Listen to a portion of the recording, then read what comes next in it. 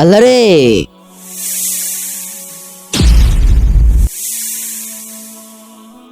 আনে কি Russell viper?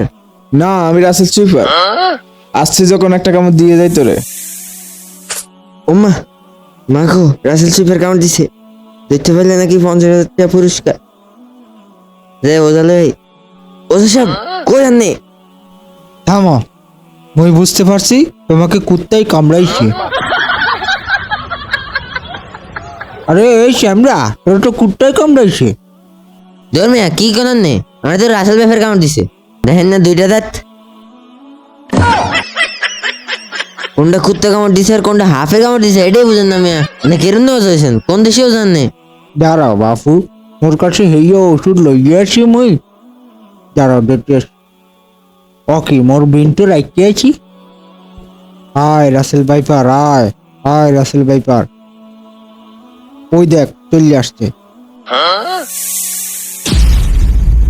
আসসালামু আলাইকুম ওস্তাদ। এই এই মেয়ে, কি বানাবি শুরু করছেন আপনারা এখানে? হ্যাঁ, কি বানাবি শুরু করছেন? আপনি কে? আপনি কই থেকে আসছেন? আপনি কে? হুজুর, আমি ইন্ডিয়া থেকে বাংলাদেশে একটু ঘুরতে আসছিলাম। এখন তো দেখি আমি ভাইরাল হয়ে গেছি। আমাকে মারতে পারলে নাকি 50,000 টাকা পুরস্কার দেওয়া হবে। আমি যাইগা। আরে এখন আর কিরম মোজাফতা যুগ আছে? হ্যাঁ, ওনার নিয়ে হাসপাতালে চলেন। এই হুজুর, আপনি কি লম্বার কথা কইতে আছেন এখানে? ওদের কাছে কি ডাক্তারি দিয়ে হইবে? দেখ মিয়া, চুপ করেন আপনি। ওনাকে উঠান, তাড়াতাড়ি উঠান ওনাকে ডাক্তারের কাছে নিতে হবে। তাড়াতাড়ি উঠান। আই হাই রে, তাড়াতাড়ি উঠান, তাড়াতাড়ি ওনাকে তাড়াতাড়ি উঠান। হ্যাঁ, তাড়াতাড়ি ডাক্তারের কাছে নিতে হবে। এই রোগীকে কখন সাপে কামড়েছে? 5 ঘন্টা আগে কামড়াইছে। আপনারা এই ছেলেটাকে আর 2 ঘন্টা আগে আনলে তো ছেলেটাকে বাঁচানো যেত। তো আপনারা কি কাজ করলেন এটা? আপনাদের মতো ওজার কারণ আজ কি অবস্থা? আপনারা যদি এই বাটফাইটা না করতেন তাহলে আজকে ওনাকে বাঁচানো যেত। কি দরকার ছিল এই বন্ডামিটা করার? বন্ডামি করে একটা লিমিট থাকে। আসলে আমার ভুল হয়ে গেছে হুজুর।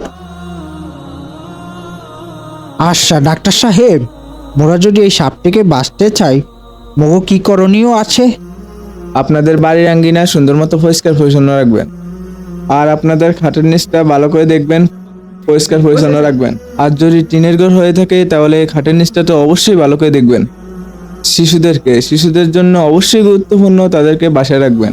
তাদেরকে একা ছেড়ে দিবেন না, তাদেরকে যাতে তারা বাগানে একা একা না যায়, বিশেষ করে বন জঙ্গলে যাতে তারা না যায়, এগুলোর দিকে খেয়াল রাখবেন। বিশেষ করে খেয়াল রাখবেন বাচ্চাদের জন্য।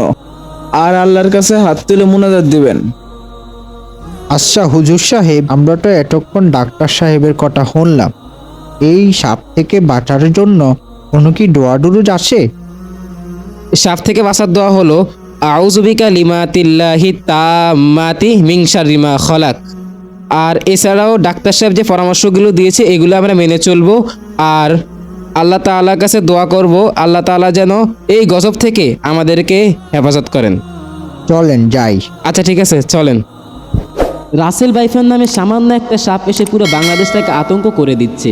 যেখানে রাসেল ভাইপার দেখা যাচ্ছে সেখানে মানুষ ভয়ে যাচ্ছে না। কিন্তু শেষ আমি একটা কথা বলি, মাথায় রাখবেন, রাসেল ভাইপার থেকে অনেক অনেক গুণ ভয়ঙ্কর হলো কবরের সাপ, অনেক অনেক গুণ বিষাক্ত হলো ওই কবরের সাপ। এই কথাটা আপনারা মাথায় রাখবেন, এই কথাটা মাথায় রেখে দুনিয়া চলবেন।